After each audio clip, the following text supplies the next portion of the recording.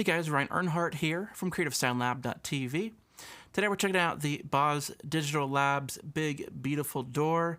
I don't know if it's called V2 or whatever, but it's an update to one of my favorite plugins. This is an amazing tool that really saves a lot of time.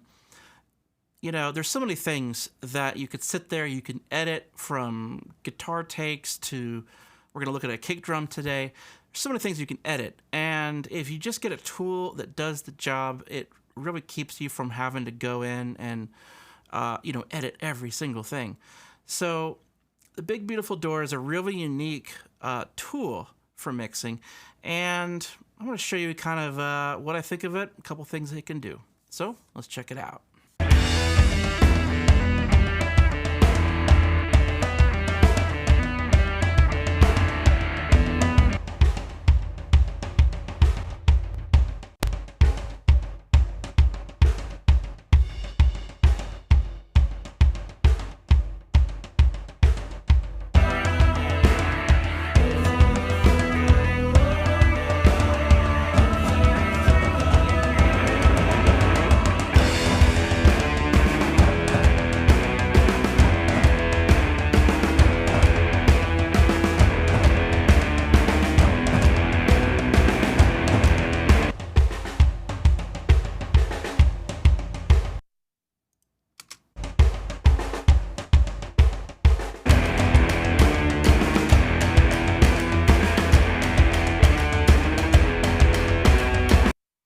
Yeah, so a lot going on there. I certainly don't want to muddy stuff up with all the extra crap that's in the kick drum take, or the kick drum channel, you could say. There's a live drum performance, and then there's some layered percussion tracks.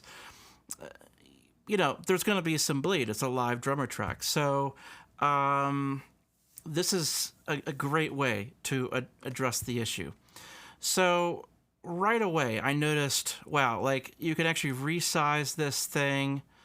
I'm not sure if the old one could resize or not. It was a little hard to use. Like, this knob is really tiny. This is like the main volume knob to take out the junk that is getting gated out. So it's way easier to look at. And I actually missed these knobs at first. I was like, where the heck is the volume knob? But it's right here. So why is this thing cool? Well, the biggest thing is that you have two sides. You have the volume of when the gate's open and the volume or amplitude when it's closed. That's like a normal thinking for gate, right? Let it sound through, then clamp down. But you also have an EQ. So you could actually say, you know what, don't change the volume in between the hits of the drum, but instead just take out the low stuff. And this way we're actually allowing some of that nuance of maybe some mids and the high end. I'm not really saying that you'd want to do this, but just for example, you're letting in some of the mud or junk, you could say, but we're taking out the stuff that's really disruptive, which is that low end. This might be helpful for like gating a spoken word. You could take out a hum from an air conditioning or something without actually gating like all of that dialogue audio. So it's a way to kind of subtly gate and do the job without being so obvious or have an audible result. You want something that sounds organic. Now, another thing is that a gate is actually kind of the wrong term for this, because it's really an expander. And what that means is that instead of just reducing as much as possible when the threshold is not met, instead it does by a ratio. So it'll do a ratio of 2-to-1 reduction or a ratio of 5-to-1 reduction. So you could think of it that a gate is kind of like a limiter in reverse. Okay? It's like infinity to 1, and a gate's just a limiter in reverse. It just takes it down as much as it can. But we could subtly do it. We could do a 2-to-1 on a gate, which is technically a expander, but it gives it a more natural feel. Now, the same kind of behavior applies. So as you get to a lower ratio, you're going to notice that the release times are a little bit less aggressive. And so I have noticed that I have to compensate by speeding up the release time. Conversely, you could go to a high ratio on an expander, and you're going to have to slow the release time just a little bit to kind of get a similar sound. I absolutely love expanders. I have, the DBX 904s, which sound fantastic. I use one of those on my dialogue mics. Not currently, because I just don't want anything finicky and old and vintage messing up my video takes. But an expander is so helpful when you're dealing with noise issues. Let's check out and see kind of the difference in expansion versus cranked up to 10 to 1, which 10 to 1, yeah, that would be limit mode, so that'd be a gate. Okay, let's check it out.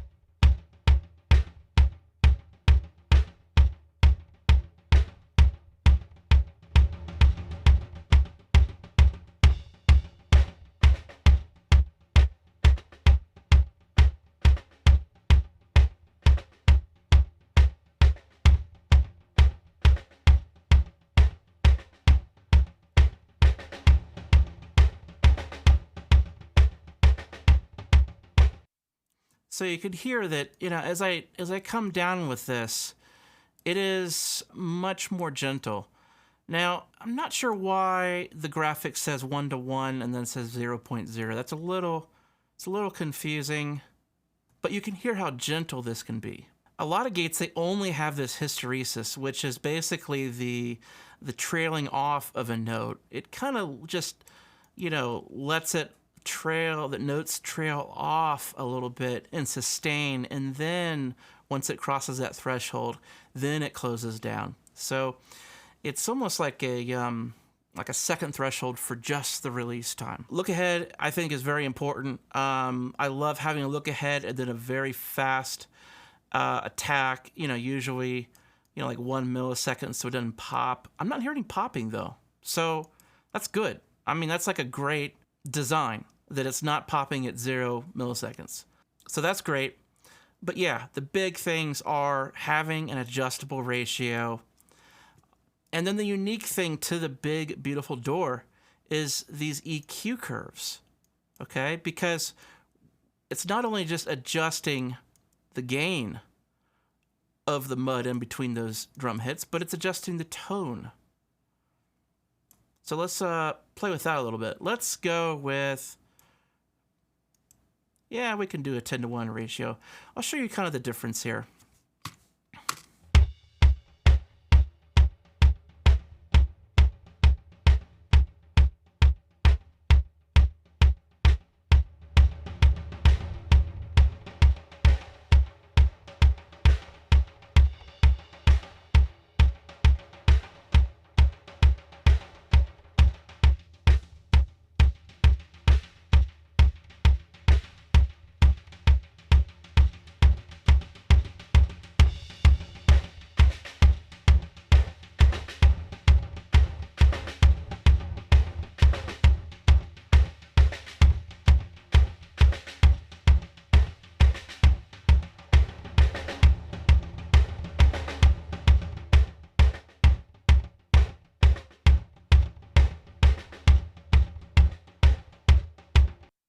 So yeah, that's really helpful. You can kind of split the difference, go between here and here. This is obviously the max that it'll close to. There's just so many different ways that you can ease in to controlling sound. Of course, you have a mix knob, right? So some of these features are just stuff that it's like your only option on a lot of other gates. And for here, it's like yet another feature that, another way you could solve the issue.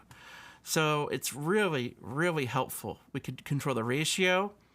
We can do hysteresis. We can do tone. we can do less of a gain reduction, and we can do mix amount. These are all things we can do to kind of lessen the kind of overly gated sound where you get this kind of unnatural sound. So many different flexibilities. Then, of course, just to throw this in, I don't know that we'd ever really need this, but we can change the tone of you could say, the main signal.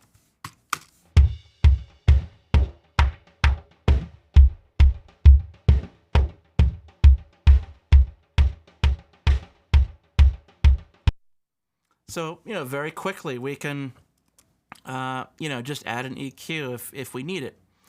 So yeah, that's kind of cool, but the real cool part is using it in the negative sense, in the part that you want to cut out. It doesn't meet the threshold. Boom, we can cut out the lows, get rid of that rumble or tom hum or anything like that.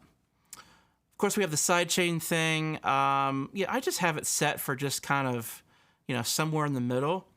But like an external sidechain, this could be really cool if you make a copy of the kick drum track and you scoot it ahead just a little bit, and then you send that to the big, beautiful door. Well, now your gate is basically, you're like doing a manual look ahead. But then you can also, EQ that to make it just right, to make it perform and gate just the right way. So that's probably over the top because there's so many different ways you can use this tool that it's really unnecessary. Sidechaining is really something that it was kind of the only way to kind of solve some of these issues, but I think it sounds great. It's not hard to use. It's not a hard gate to use at all. Yeah, let me know if you have a request on what else I should try this on. But I know for me, I do not want to have to go in and edit a kick drum. I want to just be able to put a gate on, make it work, and move on with the rest of the mix. So let me know what you thought of this. Big, beautiful door by Boz Digital Labs. One of my favorite tools. Really, just the fact that it's an expander. I love the fact that you can, through a ratio, reduce the amount of noise between, your hits. So that's huge. Okay, let me know what you thought. Be hanging out in the comments below.